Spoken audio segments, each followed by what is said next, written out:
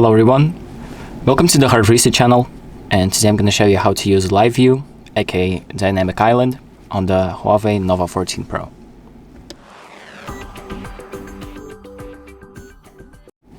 So this phone has its own version of Dynamic Island, and the way it works is if you start doing some task that is supported with the Live View feature, it's going to pop up right here, and you're going to have it as like a Dynamic Island.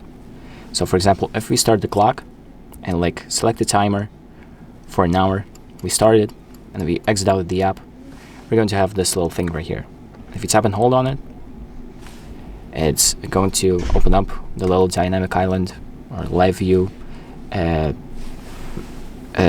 window that allows you to change some things. For example, you can pause the timer, or you can full on stop it, or if you tap on it, it's going to take you to the app. And this works with other apps.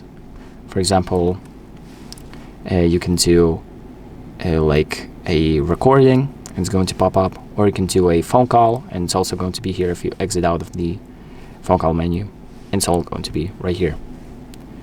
And that is pretty much it. This is how you use it. So thank you for watching. I hope this video helps you, and make sure to like and subscribe.